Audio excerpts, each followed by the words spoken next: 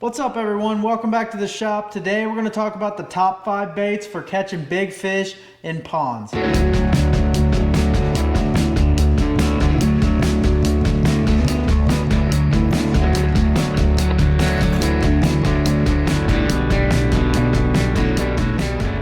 I first started out fishing, I spent a lot of time fishing in little ponds around the house.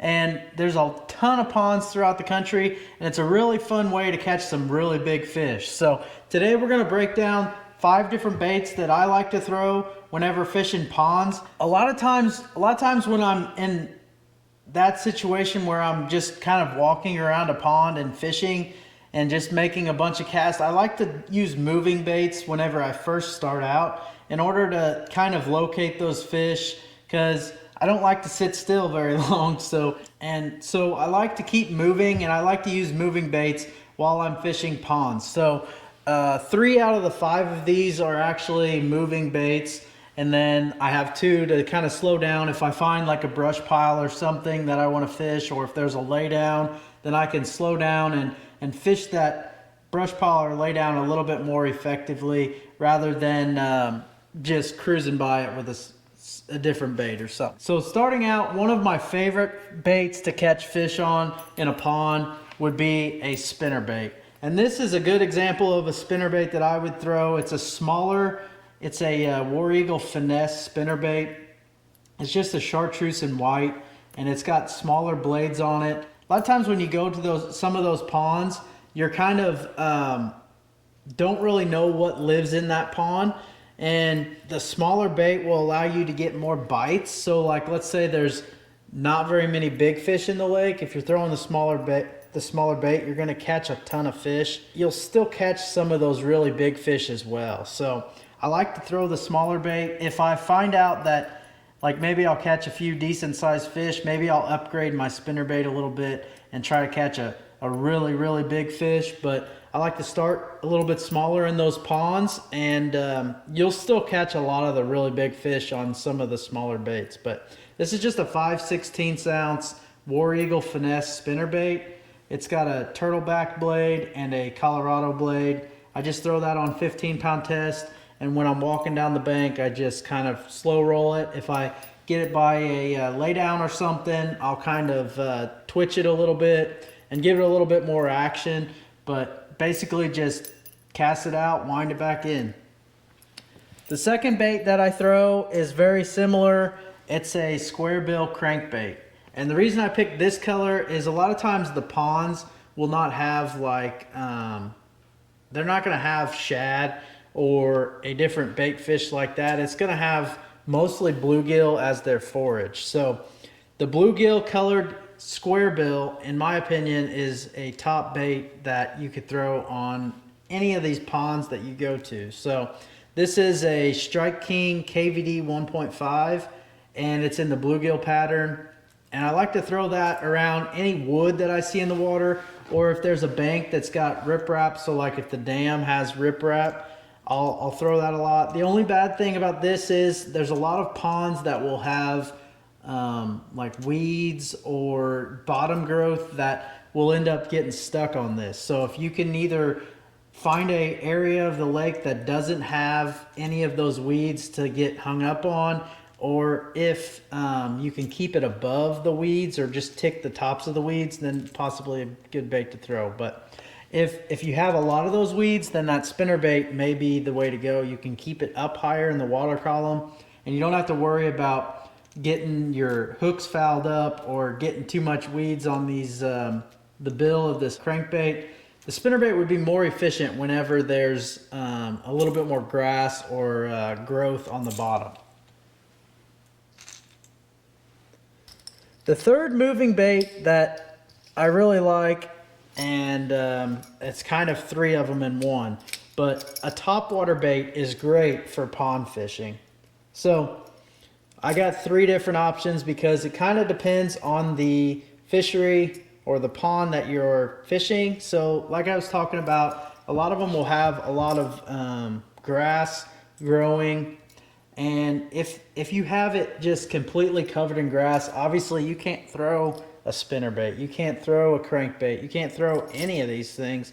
But if you throw a frog and there's enough water underneath the mat of the pond, that frog coming over there can be dynamite. You can catch some really giant fish. I mean, obviously, anytime you throw a frog, you can catch giant fish. But if you got a pond that's covered in weeds, this is almost the only thing that you can throw. So this is a black Spro. I think it's called Midnight Walker. It's a Spro Bronzeye 65 frog. And I throw that on braid. I'll throw all these topwaters on braid or mono. The frog I throw on braid. The buzzbait I'll throw on braid. And then this, Rebel Popper is just a popper that I'll either throw on mono or braid. If the water's really clear, I'll throw that on mono. But like I said, the frog is really good if you have a situation where the grass is really grown up or matted like late in the summer. The popper, if you don't have any of that grass, the popper could be really good because you can throw that up against some of them laydowns and just slowly work it back and just pop it. And it's gonna make a lot of commotion and it's gonna call those fish out of those laydowns and they'll come up and eat that bait. And that could be a really good bait for some of those ponds that are around the country. But that's a Rebel Popper and can be a really good bait for catching some big fish. And then finally, a buzzbait. Everybody knows that a buzzbait is a lot of fun to throw and it gets big bites, which all topwaters in general are a lot of fun to throw whenever you do get those bites. But this buzzbait's just a white and chartreuse buzzbait with a silver blade on it. And this bait is one that I'll use whenever I want to cover a little bit more water on the ponds. Like if I'm not getting any bites on the popper or the frog, I can cover a lot more water with this. I can throw it out and just wind it back in, take 5 steps, throw it out, just wind it back in. And you can cover a lot more water and be around the lake a lot faster with this buzzbait than you can with the popper. You have to kind of work the popper a little bit more. You can fish it really fast, but you can't ever fish it as fast as this buzzbait. So buzzbait would be one that if I'm trying to figure out which side of the lake those fish are on, I'll throw this buzzbait to kind of eliminate some water. And then once I find them, I'll slow down with some of these slow baits I'm getting ready to talk about. So a really good bait for flipping like laydowns and stuff is this Secret Lures tube. This is a 4-inch tube and it's black and blue. Also throw like a green pumpkin, works really good. And I'll dip the tails like a 1/2 inch of chartreuse. And you just basically, when I get on like a laydown or a brush pile, I'll be able to flip this in there, either Texas rigged or stupid tubed. And when I do that, I can fish, I can really slow down a lot more than with my spinnerbait or my crankbait or anything like that. With the spinnerbait and the crankbait, you're trying to get a reaction strike, but with this, I can let that sit in there and get those fish's attention.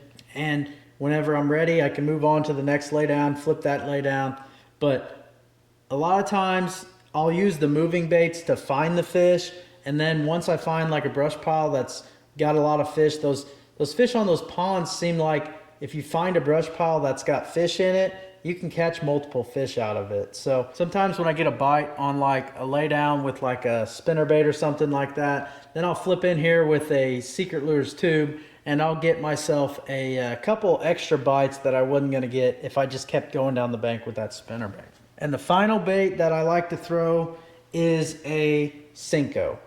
And you can throw whatever brand Senko you want. It probably doesn't matter, especially on ponds. Those fish love a Senko. If you throw a wacky rig, these fish will go nuts. A lot of times, I know back in the day, we showed a wacky rig to fish in a pond that had never seen a wacky rig, and we were catching so many fish, it was unbelievable.